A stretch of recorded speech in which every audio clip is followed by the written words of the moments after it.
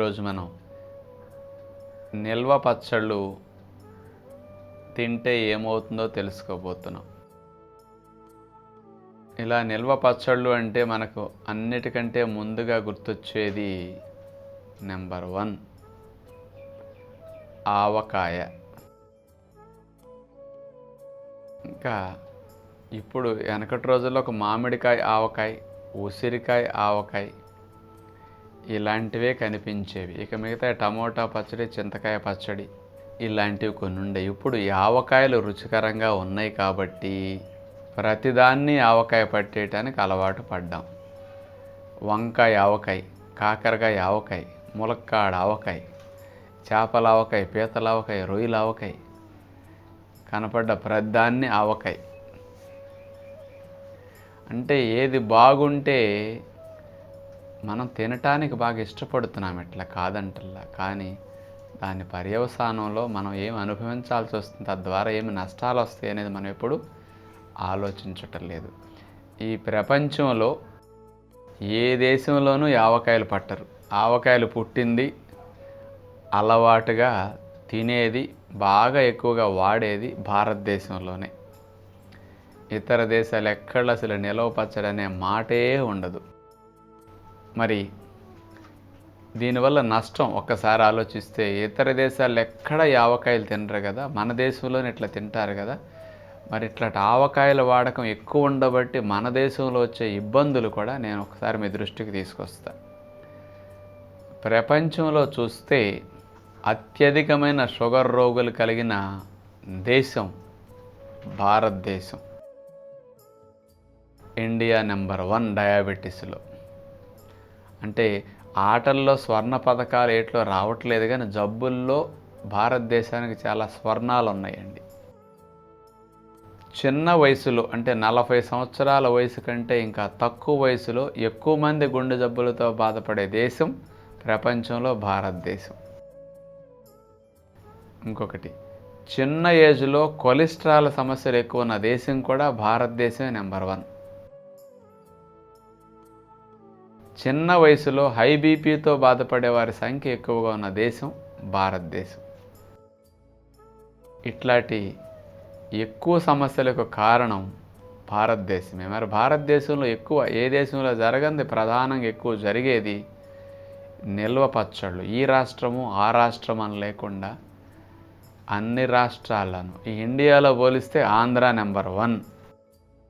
మరి ఈ నిల్వ పచ్చళ్ళ వాడకం విపరీతంగా జరుగుతుంది కాబట్టి ఈ బీపీ, కొలెస్ట్రాల్, గుండె జబ్బులు, పైగా ఈ నిల్వ పచ్చళ్ళలో ఉండే ఇంకొక సమస్య ఏంటంటే, ఈ నిల్వ పచ్చళ్ళు తినటం ద్వారా తెలియకుండా అన్నం ఎక్కువ తినేస్తాం. అందుకని షుగర్ వ్యాధి ఎక్కువ వస్తుంది. పులకాల్లో పచ్చడి తినరండి ఎవరు కూడా, అన్నములోనే పచ్చడి తింటారు. అందుకని పచ్చళ్ళు ఎవరైతే వాడుతున్నారో ఆ పచ్చడి వాడిన సందర్భంలో తెలియకుండా మీరు రైస్ ఎక్కువ తింటారు. రైస్ ఎక్కువ ఇక్కడ తింటారు కాబట్టి కూర తగ్గించి తినేస్తారు. ఇక అందుకని డయాబెటీస్ కూడా ఎక్కువ రావడానికి ఇదొక రీజన్. మళ్ళా అసలు వెనకటి రోజుల్లో ఈ పచ్చళ్ళ యొక్క సాంప్రదాయం ఎందుకు వచ్చింది అంటే, ఉప్పు కనిపెట్టిన తర్వాత ముందుగా ఉప్పు ఆహార పదార్థాలని భద్రపరుస్తుంది, నిల్వ చేస్తుందని తెలుసుకోవటం జరిగింది. ఏ పదార్థాలకైతే ఉప్పు కలుపుతున్నారో ఆ పదార్థాలు చెడిపోవట్లేదు, అందుకని దాన్ని ప్రిజర్వేటివ్ అన్నారు. దీన్ని గ్రహించిన తర్వాత ఆ రోజుల్లో మనుషులు అడవులు నరికేసుకోవటం వల్ల ఏదో గింజన్నాలు, మజ్జిగన్నాలు తినే రోజుల్లో, ఇంకా కూరగాయలు ఇట్లాంటివి లభించని రోజుల్లో చేపల మీద ఎక్కువ ఆధారపడ్డారండి. తర్వాత జంతువుల మీద ఎక్కువ ఆధారపడ్డారు. అటవీ సంపద తగ్గేసరికి మనిషి కాపురం ఉన్న చోటే అడవులు అంతరించిపోతాయి. అందుకని ఎక్కడ నివాసం ఉంటాడంటే నీళ్లు ఉన్న చోట నివాసం ఉంటాడు మనిషి. చెరువులు, కాలువలు ఉన్న చోట. చెరువుల్లో, కాలువల్లో చేపలు దొరుకుతాయి. ఒక్కొక్కసారి సీజనల్గా చేపలు దొరుకుతాయి. వర్షాకాలంలో ఇట్టేటప్పుడు బాగా నీరు ఉంటుంది కాబట్టి. ఆ దొరికినప్పుడు, ఎక్కువగా లభించినప్పుడు వాటిని నిల్వ చేసుకోవటం కోసం ఈ ఉప్పులో పడేసి చేపలను ఊరేసి ఎండబెట్టేస్తే సంవత్సరం పొడుగునా దాచుకునే సదుపాయం ఉంది. ఉప్పు వల్ల చెడిపోదు ఇక చేప. అలా చేపలను ఉప్పులో పడేయటం ఫస్ట్ అలవాటైంది. ఇక మాంసాహారం తినేవారందరూ చేపల నొప్పులో ఊరేసుకుని, రొయ్యల నొప్పులో ఊరేసుకుని, పీతల నొప్పులో ఎండేసి ఇట్లాంటి వాటిని దాచుకు తింటున్నందుకు, శాకాహారం తినేవారు వీళ్ళు మామిడికాయ ముక్కల్ని, కొన్ని రకాల మిరపకాయల్ని చూడండి, ఊరు మిరపకాయలు ఇట్లాంటివి కొన్ని కూరగాయ ముక్కలను కూడా వెనకటి రోజులు ఉప్పులో ఊరేసి దొరికినప్పుడు, కొన్ని అడవిలో కొన్ని దొరుకుతుంటాయి కొన్ని రకాల కూరలు, వాటిని ఉప్పులో ఎండబెట్టేసి వాటిని దాచుకుని అప్పుడప్పుడు దొరకనప్పుడు తినేవారు అనమాట. అందుకని ఇట్లా వాడకం వచ్చింది. ఇక రోజు మనిషికి వెనకటి రోజుల్లో గింజన్నం మజ్జిగన్నం మాత్రమే దొరికేది ఎక్కువగా. అన్నం వెళ్ళటం కోసం లాలాజలం ఊరదు అన్నానికి. అందుకని ఈ ఉప్పు వచ్చిన దగ్గర నుంచి ఇక పచ్చళ్ళు పట్టడం అలవాటయింది.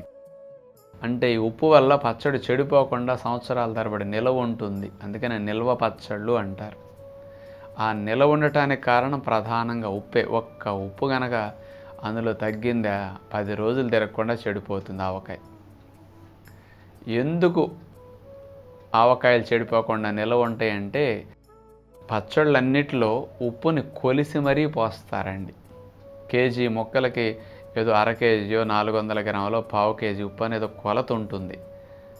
ఆ కొలత ప్రకారం అంత ఎక్కువ ఉప్పు పోసి పడతారు కాబట్టి ముక్కలో 30%, 40%, 50% సాల్ట్ బాగా ఉంటుంది. అంత ఉప్పు లోపల ఉండేసరికి ఆ ఉప్పులో ఏ క్రిమి బ్రతికి బట్టగట్టలేదు. అందుకని ఆవకాయలు ఎందుకు చెడిపోవంటే అందులో ఉన్న ఉప్పు కారణంగా ఆ ఉప్పులో క్రిములు జీవించలేవు. అందుకని లోపల ఉప్పులు పుట్టలేవు, ఇక ఉప్పు ఉంది కాబట్టి అక్కడ. అదే ఉప్పు తీసేసేయండి, వెంటనే లోపల పురుగులు పుట్టేస్తాయి, బ్యాక్టీరియాలు డెవలప్ అయిపోతాయి, సద్ది వాసన వచ్చేస్తుంది, బూజు వచ్చేస్తుంది. అదే ఉప్పు ఉండేసరికి ఏ సూక్ష్మజీవి బ్రతకలేదు ఇక లోపల. అందుకని ఆవకాయలు నిల్వ ఉండటానికి కారణం ఉప్పు అన్నమాట. ఇక పైనుంచి సూక్ష్మజీవులు వెళ్లకుండా నూనె ములిగేటట్టు పోస్తారు ఆవకాయలకి.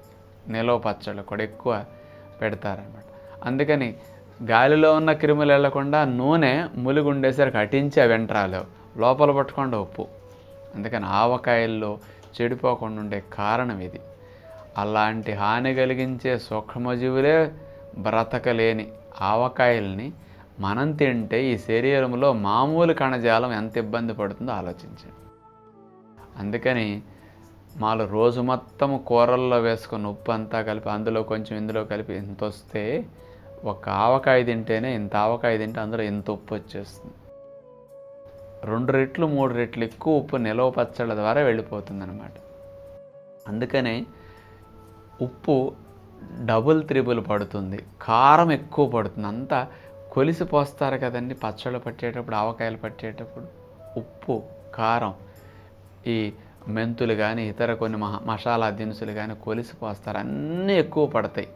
అందుకని ఘాటుగా కాన్సన్ట్రేటెడ్ ఫామ్, అంటే పచ్చడి అన్న ఆవకాయ అన్న కాన్సన్ట్రేటెడ్ ఫామ్. అందుకని కొంచెంలో కూడా ఎక్కువ ఇవన్నీ చేరుంటాయి. కాన్సన్ట్రేటెడ్ ఫామ్ అంటే అది అర్థం.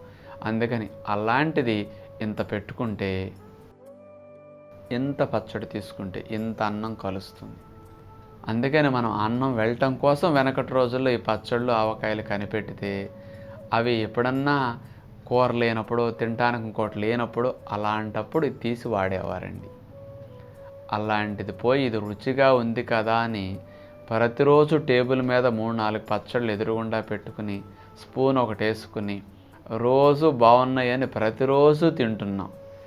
మరి ఎవరిష్టం వాళ్ళది కాదు. చిన్నప్పటి నుంచి బాగుందని ఇటు పిల్లలు పెద్దలు అందరూ అట్లా వాడుకోబట్టి శరీరానికి అవసరానికి మించి ఉప్పు లోపలికి ఎక్కువ వెళ్ళబట్టి గుండె జబ్బులు, బీపీలు, రక్తనాళాల సమస్యలు, రక్తం చిక్కబట్టడం, రక్తం గెడ్డలు కట్టడం, పక్షవాతాలు, ఇవన్నీ కిడ్నీలు ఫెయిల్ అవటాలు, ఇవన్నీ కేవలం సాల్ట్ వల్ల వచ్చే ఎక్కువ సమస్యలు.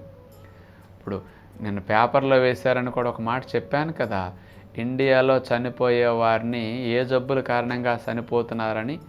అన్ని జబ్బులతో ఉన్న వాటిని తీస్తే ఒక్కొక్క జబ్బు 5-6%, 4%లే ఉన్నాయి. కానీ రక్తనాళాల సరఫరా, గుండె సంబంధమైన విషయాలతో చనిపోయే వారి శాతం 28% అని తేలింది. అన్నిటికంటే ఎక్కువ మరణాలు రక్త ప్రసరణ సమస్యల వల్ల ఎక్కువ చనిపోతున్నారు. రక్త ప్రసరణ దెబ్బతీసేది సాల్ట్. అందుకని నిలవ పచ్చళ్ళ వల్ల చాలా చాలా ప్రమాదం అన్నమాట. అందుకని ఏదన్నా పండగప్పుడు, పెళ్ళప్పుడు, ఏదైనా ముసురుగా ఉన్న రోజున, ఎప్పుడన్నా కక్కుర్తి పడినప్పుడు ఒకరోజు 2 రోజులు తిని పక్కన పెట్టాల్సిందే తప్ప, ఎదురుగుండా టేబుల్ మీద పెట్టుకుని కుటుంబం అంతా కలిపి ప్రతినిత్యం తినే అలవాటు మనం మానకపోతే భవిష్యత్తులో చాలా ఇబ్బందుల్లోకి వెళతాం. అందుచేత నిలవ పచ్చళ్ళు పట్టడము తగ్గించండి, ఎదురుగుండా పెట్టడము తగ్గించండి, పిల్లలకు వేయటము తగ్గించండి. పెద్దలు వాటి వాడకాన్ని 3 వంతులు నిషేధించండి. ఎప్పుడన్నా ఏ జంతువుకి ఇంత రుచికరమైన పదార్థాలు తయారు చేసుకోవటం తినటం తెలీదు, మనకొక్కడికే తెలుసు. తిందాం, నేను మానేయమంటల్లా. పండగ, పెళ్ళి, శుభ సందర్భం, అకేషన్కి పెట్టుకోండి, ఎంజాయ్ చేయండి. రోజు ఆరోగ్య రక్షించుకోవడం కోసం తినండి, ఎంజాయ్ చేయడానికి అప్పుడప్పుడు తినండి, తప్పేమీ కాదు. అందుకని నిలవ పచ్చళ్ళ వాడకం ఎంత తగ్గిస్తే ఆరోగ్య పరిరక్షణకు అంత మంచిదని అందరికీ తెలియచేస్తూ, తదుపరి కార్యక్రమంలో మరిన్ని రహస్యాలతో మళ్ళా కలుసుకుందాం. అందరికీ సెలవు. నమస్కారం.